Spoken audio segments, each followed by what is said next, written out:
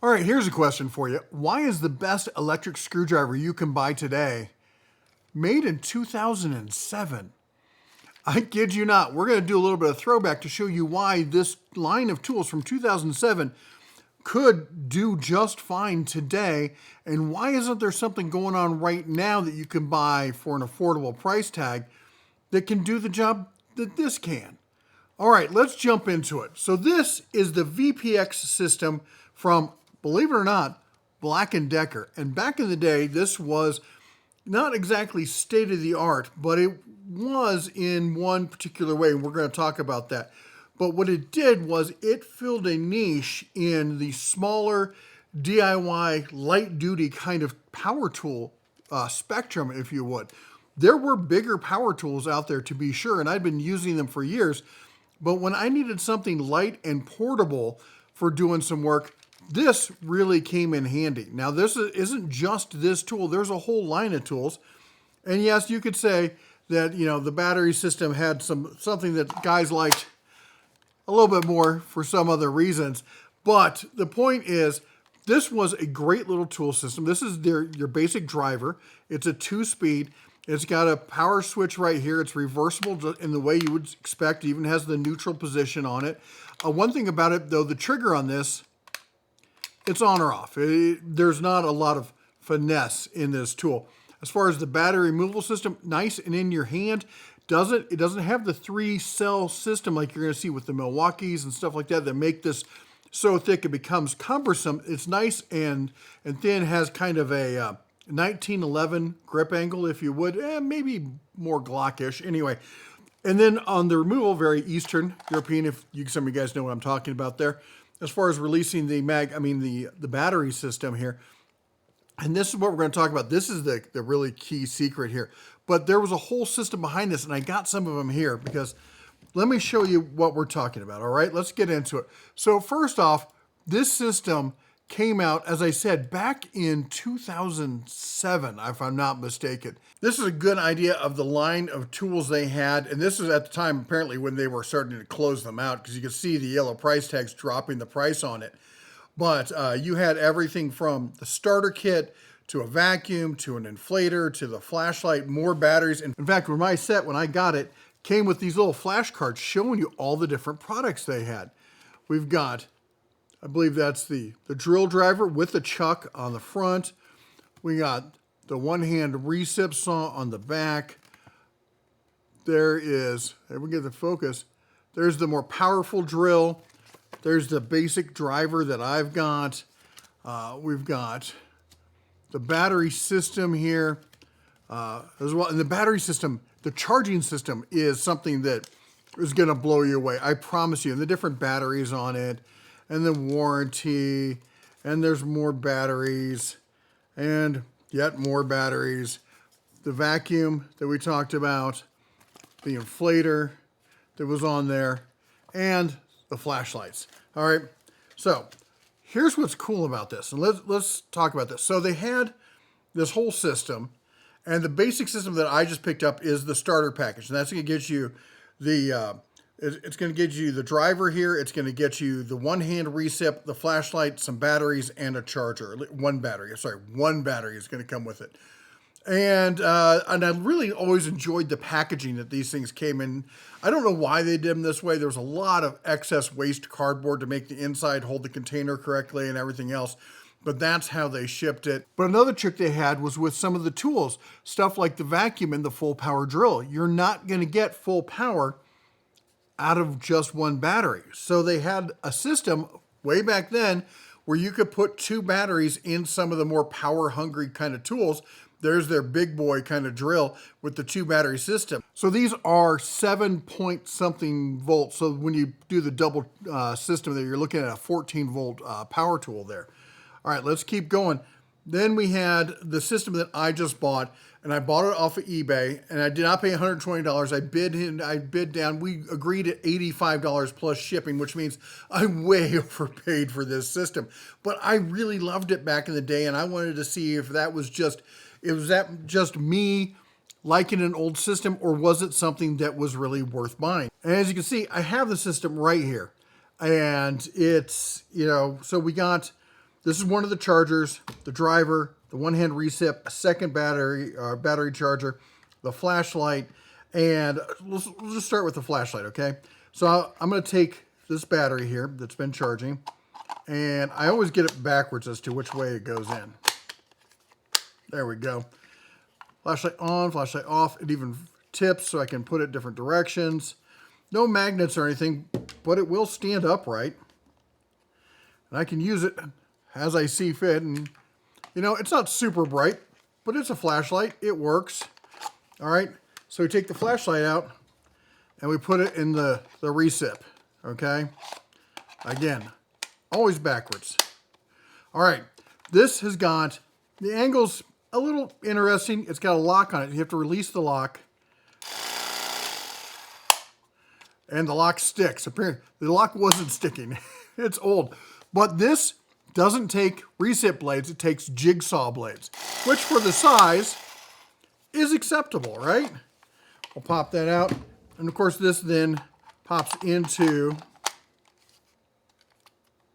there we go. We got it in there. Oh, maybe not. There we go. Into the drill. No light. A light would be nice, but there's no light. And we got 2 speeds on this. There's fast. Hard to see a difference, really. But nice rubber overmolding. Everything you'd expect to see out of a modern power tool. Although I will say the plastic does not feel like it's glass filled. It feels like it's just like a straight ABS or something like that. You got your housing up here. It's not a push-in kind of chuck, but I mean, we're talking 2007 here. So, but it does. Some people I've heard talked about that there were retention issues. I got to come out there. So maybe some slight retention issues on it. But the point of this tool is that it's not super powerful. Now, at the time, I was running a lot of wire, building server rooms, Wi-Fi towers, stuff like that. And I had been using some of the bigger power tools, and they had a tendency to take the heads off of bolts. All right? This I could put in there, and I know that when it tightened it down, it was I could probably still take a wrench to it and tighten it down a little further, that it wouldn't sit there and just spin the heads off of my bolts or the screws or whatever you're using it on. And that's what I really liked about it. It was in that kind of power spectrum that was light, easy to hold, easy, quick change on the batteries, and you never had to worry about damaging what you were working on. That's what I really liked about this. On top of that, it was, or is, I should say, nice and slim. It can get in areas the big power tools can't. Now, we got stuff like this. I love the vessel. It's a great little screwdriver, stuff like that. It doesn't come close to the kind of power you're going to get out of that one. Then they have these other slim little micro electric screwdrivers. Again, great, but you're not going to get the same kind of power. And then on top of that, these don't have that kind of natural wrist position that this does. This is going to get you like a regular screwdriver. And the ball grip on this is nice and all. But again, I was still missing this kind of position on it. Am I wrong in that? It just seems to work, and it's cathartic and fun to use, and it gets into the places you need. You put an extension on it. Would it be nice if there was a chuck? Yes. Would it be nice if there was a light? Sure. But for the size and convenience of this, why can't we do this today? Now, as far as what we have out there today, well, I mean, Black & Decker has got this now. It's a 4-volt. It's the kind where it's adjustable. You can take it from straight to a pistol grip style. It's what I call the old kitchen drawer kind of screwdriver. Something you throw in the kitchen, something, a cabinet comes loose, something's going on, you just need something around the house, assemble a kid's toy, fix something small. You don't have to get the tools out of the shop. You can just use that, and it works. It works. It's not my favorite. And then we move on to, DeWalt had this, which was a fantastic tool, the gyroscopic, and it did, it turned as well or adjusted as well. Unfortunately, it's no longer a thing. They stopped making it. Don't ask me why. Then today we got, in that same kind of realm, we have the Metabo HPT. Now this is a 4-volt system, not anywhere close to what we're dealing with here. The trigger on it is this thumb activated kind of thing. It has the flex where it bends and whatnot. But my problem with these My main problem is look how far out that is. You're putting that chuck in the head all the way out there. It makes it ungainly. It's really front heavy. It's cumbersome. It swings on you. I don't like it. 3.6 volts for normally $90. You know, of course, Milwaukee's like, hold my beer. We can do one better. We can make it even longer and even more ungainly. Apparently copying the Metabo. I mean, look, it's got the same buttons, M4. That's $150.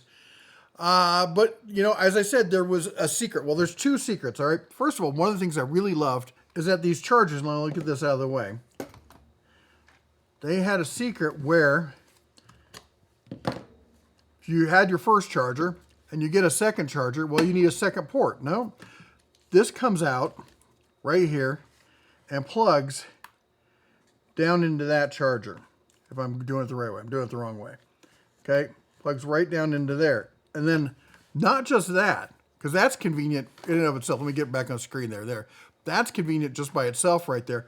But it also has got a little tab that flips down.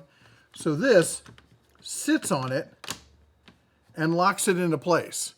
So now, as I pick these up and I take them out, they're going to stay basically in the same spot. Problem with mine from eBay is 3 out of my 4 batteries are dead. Well, you know, that's what you get. But here's the second thing. These batteries, I started looking at these and I'm like, they're the same size, they're kind of the same shape. Are they really? Sure enough, I go and I check online and somebody's already disassembled them. They're 18650s. 2 18650 cells with very little in the way of electronics, just a little bit of a diode and some wiring up top. As I said, not a whole lot going on. I'm guessing most of the management's handled by the charger. We're hoping. But what that tells me is 2 18650s, and I can fit those in a tool this size. Now, I could, of course, just rebuild these. I can buy 18650s. I've got a soldering iron. Well, you're supposed to spot weld them. I could buy a spot welder off of Amazon for 20, 30 bucks. Battery spot welder, not your regular automotive spot welder, okay? And we could rebuild these. But I also have 3D printers. Think I could disassemble this and make my own? Find out a good way to do the gearing? I'm not saying we would. I'm totally saying we would. Yeah. So if you need me over the rest of the year, I'm probably going to be at the bottom of a rabbit hole. If you've got any input and you'd like to maybe join in on this project, comment down below, or you can shoot me an email, red@denatools.com, because I want to bring something like this back. Maybe we can bring it up to date. If you like what we do here, go ahead and chomp the old like button, smash that subscribe, ring the bell on the way out. You all take care, God bless, and as always, shine on.